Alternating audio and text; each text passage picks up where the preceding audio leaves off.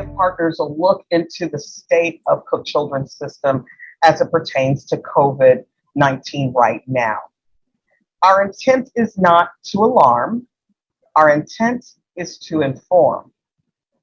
But right now, we are standing at 69 pediatric patients admitted to our hospital, which is the highest number of COVID inpatients we've had since the beginning of the pandemic. Now, 9 of those patients are still waiting in our ED. To help give us some context and a little closer look as to where we are, Cook Children's is. And to answer your questions is Cheryl Peterson, our Vice President of Nursing and Chief Nursing Officer, along with Dr. Bianca Sorio Olmos, who we hope will join us very shortly. She is a Cook Children's pediatrician, and we're hoping that she will be able to give us some information regarding our outpatient status and what she sees from her standpoint. And she will also help answer questions in Spanish for our Hispanic outlets. With that in mind, I would like to ask Cheryl, if you don't mind, could you just kind of give us a snapshot, if you will, of where we are in this phase of the pandemic? Thanks so much. Good afternoon, everybody.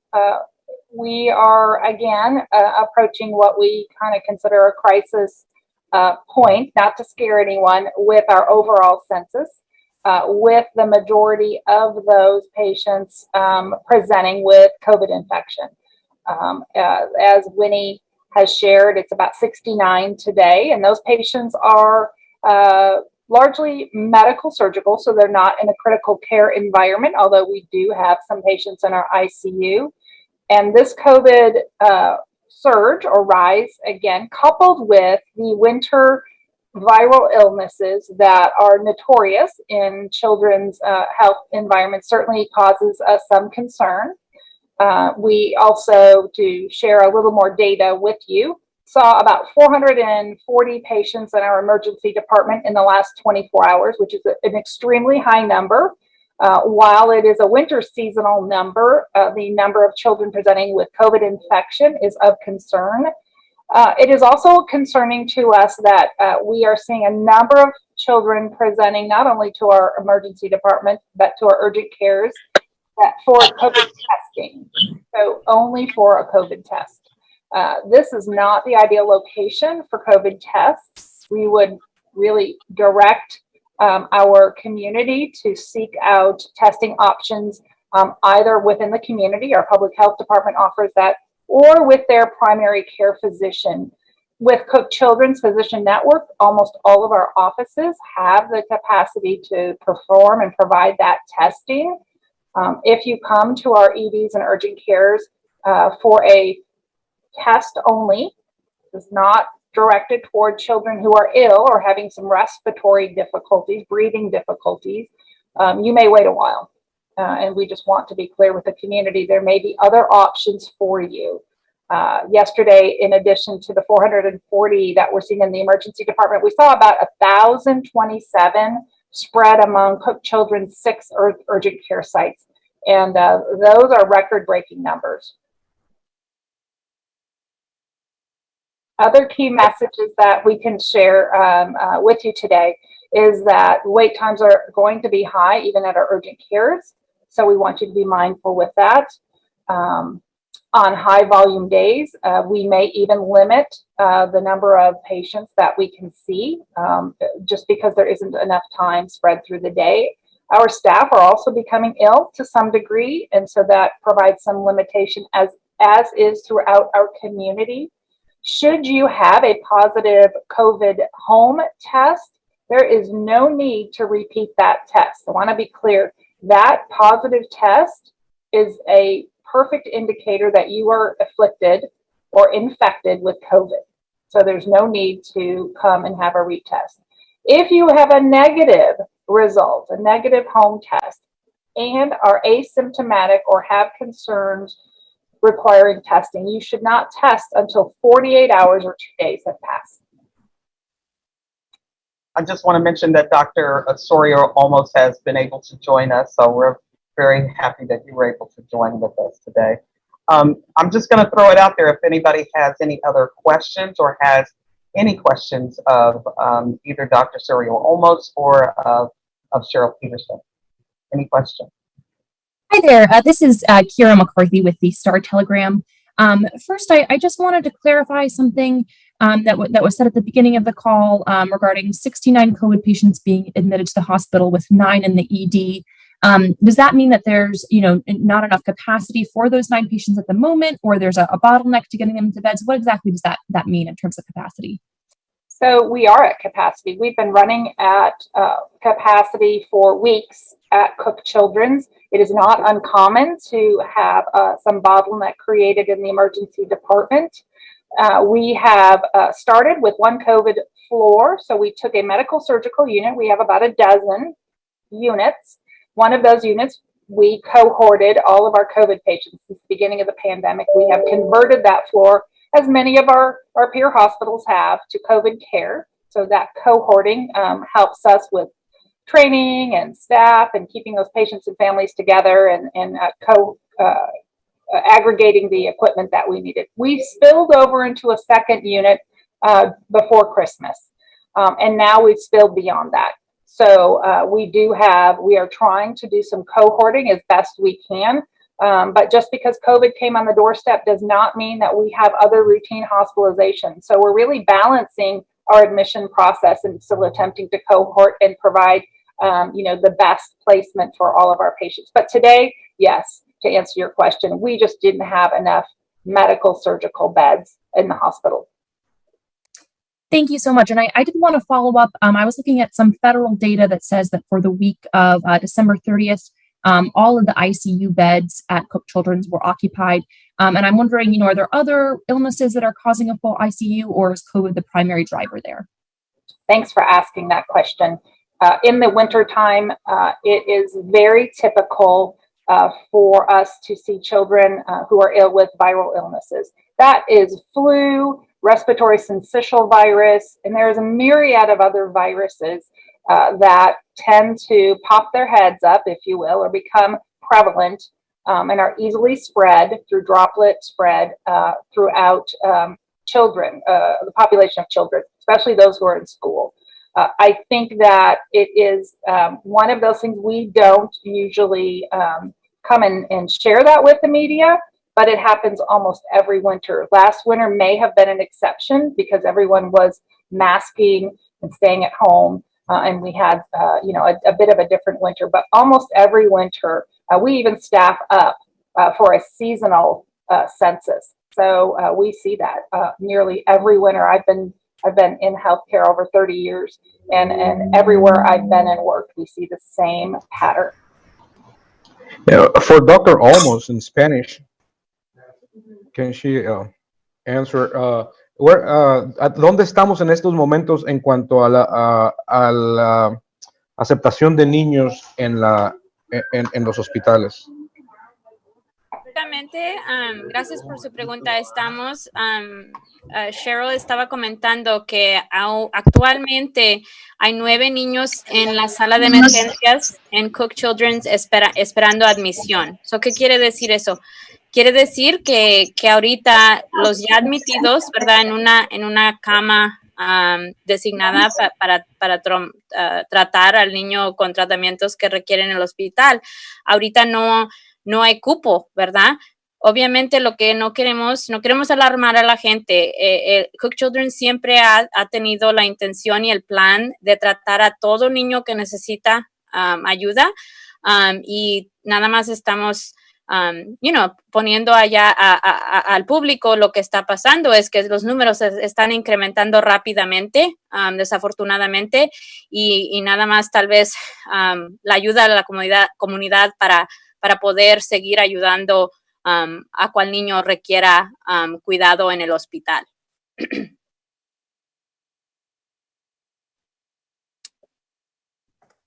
¿Sí contestó su pregunta?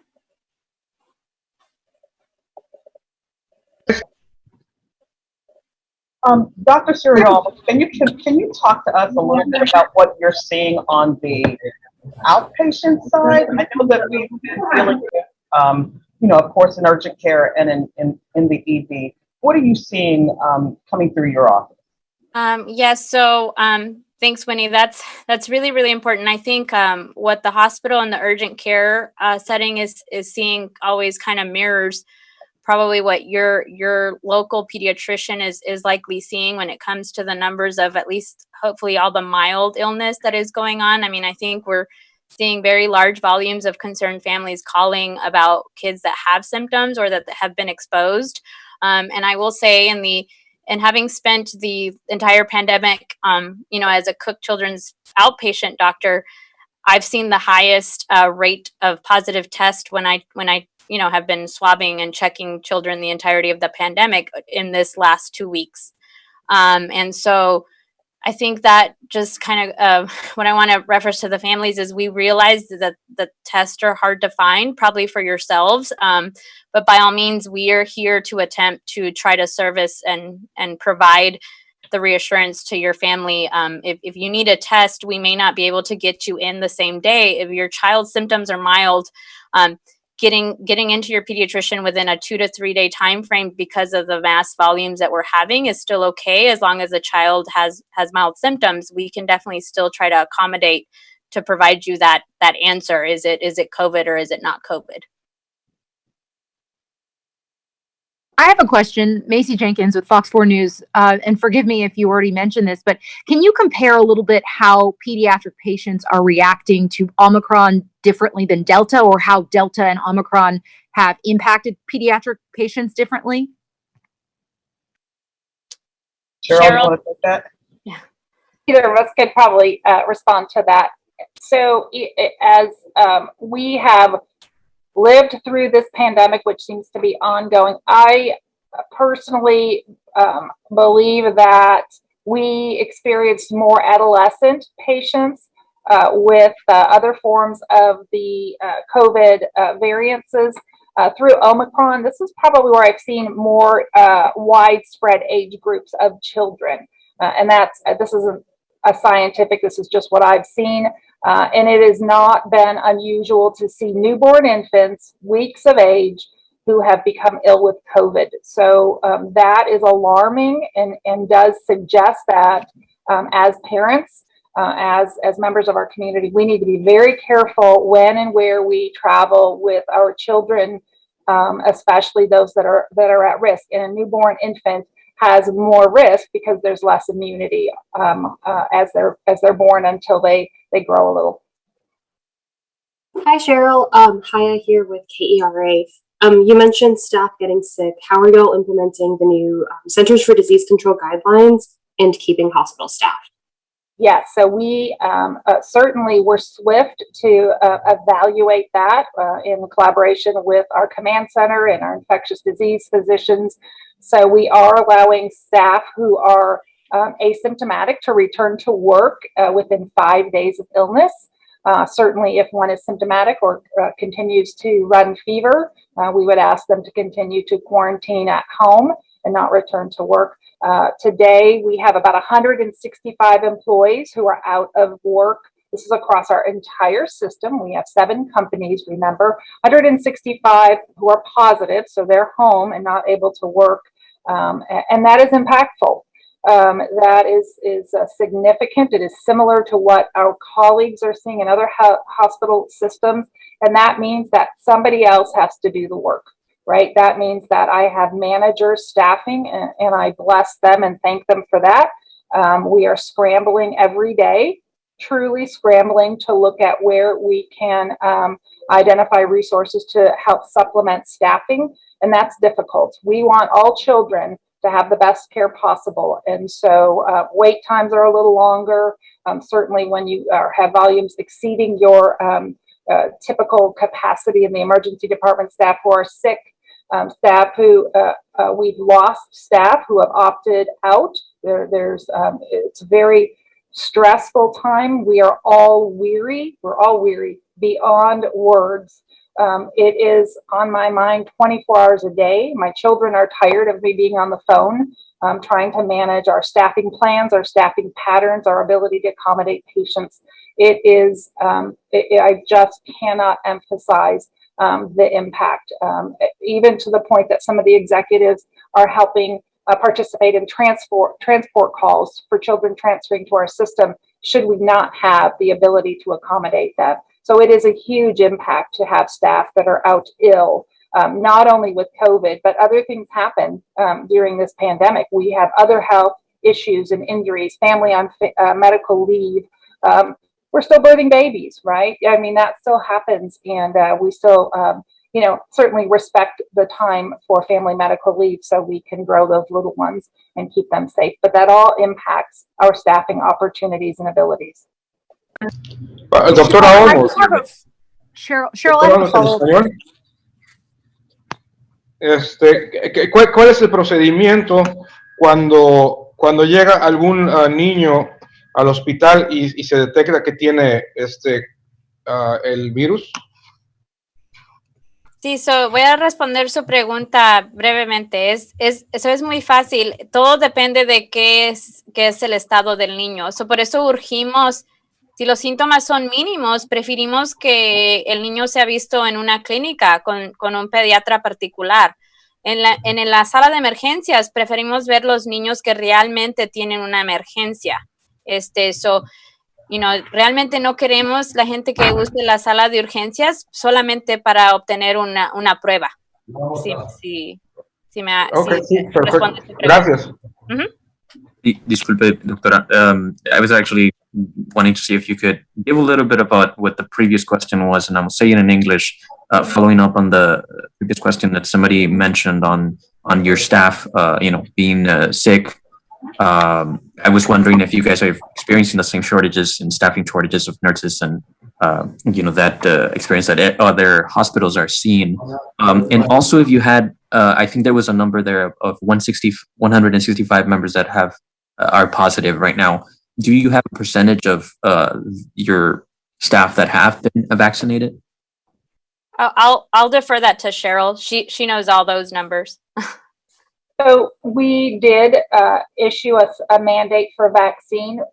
In addition to that, we allowed staff to submit for an exemption, and every staff either has vaccinated or has received an exemption for the COVID vaccine. That we had a committee process that we used with our occupational health specialists to determine that. Of our employees that are sick, I can tell you that nearly 100% of them were staff that were not vaccinated. Now, some folks that have been vaccinated, no vaccine is 100% in general. Flu is a great example. While there's a great effort to create a vaccine that covers the flu that is predicted, sometimes variants of flu present, and we have some flu outbreak. Same with COVID. As COVID continues to evolve, sometimes that vaccine just doesn't provide 100% coverage, or we're all not protected equally. But it is still the route to go. Cheryl, follow-up question. What is a percentage? I'm sorry, is the 165, what percentage of your staff is that? That is about, it's actually a very small percent because we have 7,500 employees. I'm sorry, I didn't do the numbers on that. 7,600 employees. So it's, just a couple of percentage points. Okay, got it. And sorry, I had another follow-up question to what I'd asked before about Omicron versus Delta. And we're looking for maybe some specificity as far as this. Do you know if Omicron is affecting or impacting the upper respiratory system more so than Delta in pediatric patients? Cheryl, if you don't mind, I can weigh in because I'm on the front line of that. I'm happy to have you say that. And so I will make a comment of this, and I think being a part of the collegiality that all physicians have tried to have during this pandemic, a lot of our physician boards readily put out a red flag that a lot of kids are presenting with croup. And so what croup is, it is a common upper respiratory illness that the majority of the time is caused by a virus, which we've identified in the past as parainfluenza. However, the red flag was definitely put out there that please do not mistake in croup. Kids are testing positive for COVID. So with Omicron, we are seeing more and more kids present with this upper airway inflammation that basically causes them to have difficulties with inflammation of the upper airway. It causes a very distinct type of cough. It's a very tight cough, almost sounds like a seal or a barky cough is a typical description in the world of pediatrics. And so I've been seeing more and more kids, when I hear a parent describing croup to me, my highest index of suspicion in this recent weeks has been I need to test that kid for COVID. And so that wasn't the case with the other variants. Ahora podría decir eso en español, perdón, y incluir un poco sobre el alarmante número que están viendo creo que mencionaron las 69 pacientes, creo que es lo que mencionó. Sí, en español, los síntomas del variante que ha pasado en las varias semanas es común como la vía respiratoria infección que llamamos croup. Nosotros como pediatras vemos este virus muy comúnmente. Es típicamente otro virus que causa estos síntomas, pero en las últimas semanas hemos notado niños presentando con ese tipo de tos y están siendo positivos por COVID. Eso es algo diferente con este variante que no se vio mucho con Delta o con los previos, y a causa de los números es simplemente los números por sí mismos son alarmantes con las admisiones en Cook Children's a 69 pacientes, 9 ahorita actualmente esperando en sala de emergencia para ser admitidos al hospital. Perfecto. Y mencionó que las personas que ya tienen una prueba positiva en casa, que no tienen que ir al hospital, algo así menciona. ¿Lo podría decir, por favor? Y aquellas que tienen sí, exactamente. Hay mucha confusión o las familias tienen preocupación que si tienen prueba positiva en casa tienen que obtener una prueba para confirmar, y eso no es el caso. Ahorita estamos dictando, si tiene una prueba positiva en casa, puede estar asegurado que ese positivo es un positivo y no hay razón para repetir esa prueba en otro lugar. Se requiere, obviamente, a surgir a su pediatra o a su doctor particular, decir, tengo esta prueba positiva, ¿qué tengo que hacer? Para que dicten más información sobre los cuidados recomendados. Hi, this is Marin Wolf with the Dallas Morning News.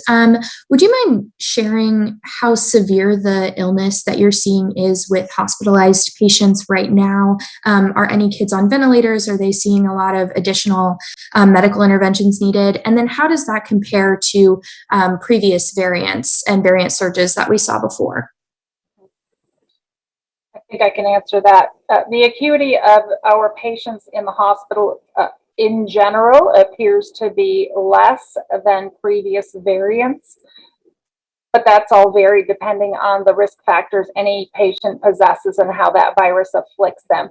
Yes, indeed, we have children who are on ventilators requiring ventilatory support, some on different levels of oxygen support with lesser length of stay. So we're pleased that it's a lesser length of stay, but if you come to the hospital and you're admitted, it's because there is some necessity for supporting ventilatory or respiratory or an antibiotic or fluid administration. So it's not to be taken lightly, despite my telling you the acuity is a little bit less.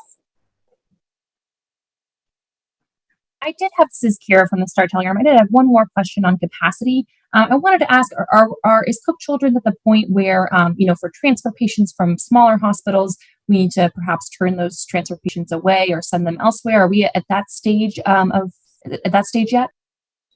We have been, yes.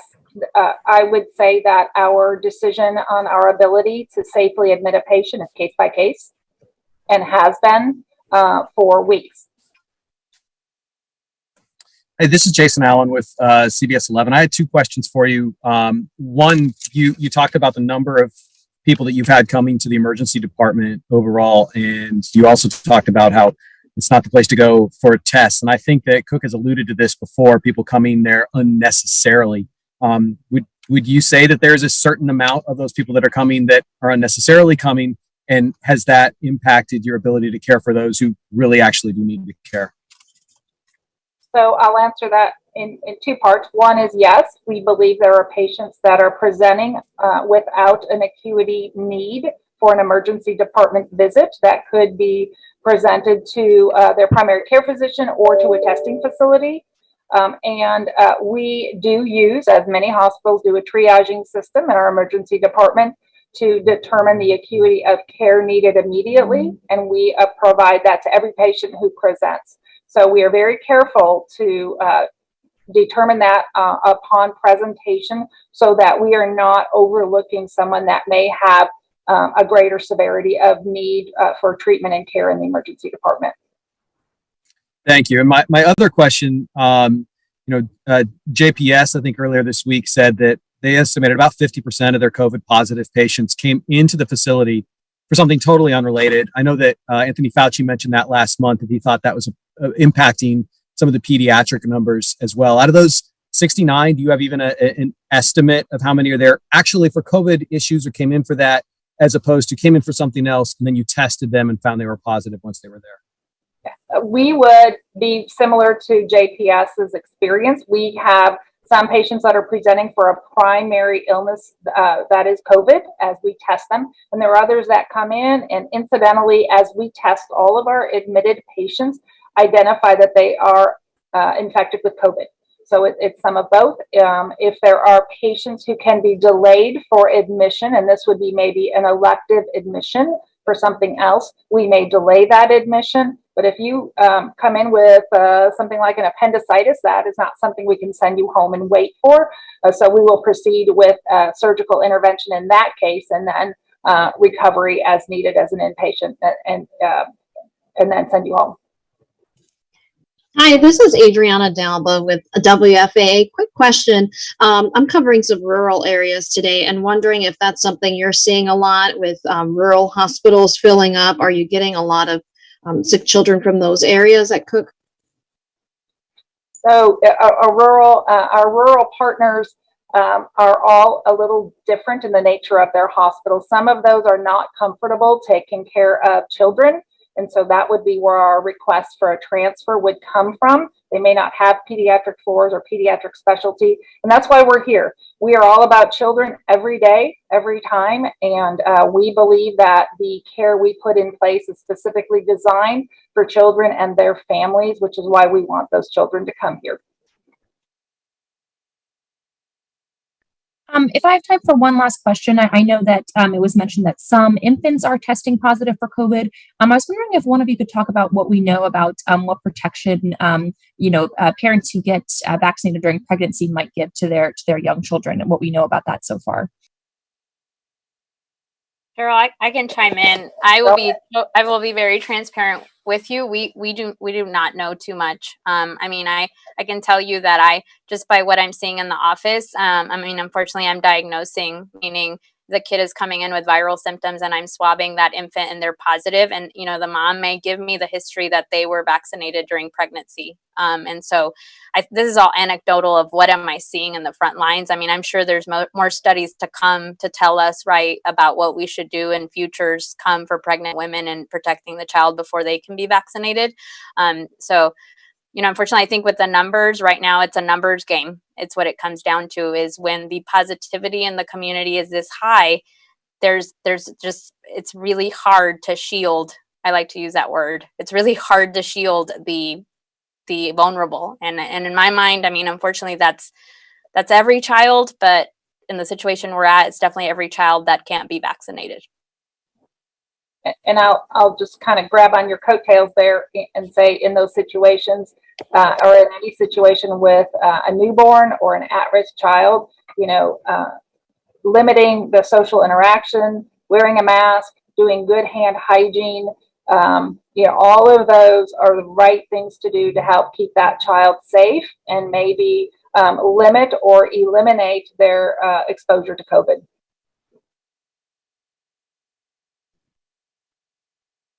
Okay, it's around 2:30. Has everyone had questions answered? Any other thoughts? Cheryl, Dr. Serial Almost, do you have anything else you'd like to add that you were not asked? I think Cheryl will probably agree with me on this. The testing situation, definitely in a surge, may be scarce, but we want to remind our patient families that COVID vaccines are not scarce. We have plenty of supply. They're approved for the ages of 5 and up. And very recent data that is promising, that is recently just been put out, is we do think that the Pfizer vaccine is about at approximately 91% protective against what we pediatricians fear will happen in the next couple of months, which is the rare condition of MIS-C. So that data is promising. I think that still votes to say that vaccination is still the way to go to protect from the more severe things that can happen, even if you have a mild COVID illness when you do have it. I'm sorry. Oh, Sorry, I'm so sorry. I just had this one last question. You know, I know that you mentioned that this is a record, 69 patients, but what record did it break? I mean, when was the last time that you guys had seen this number, and what was that number? well, we didn't. And last week I happened to serve as the administrator on call, and I thought I set the record as administrator on call with about 51 patients. So this is a significant increase from that number. And it certainly gave us pause, all of us pause this morning, and felt like as we were preparing to release to you, our community, some of our data, that you may have some questions about that. So this is real. It's here. And we all need to be prepared. We need to be preventing this illness, and we need to be recognizing that it's happening and take steps. We need to individually take steps to help prevent the spread and vaccinate.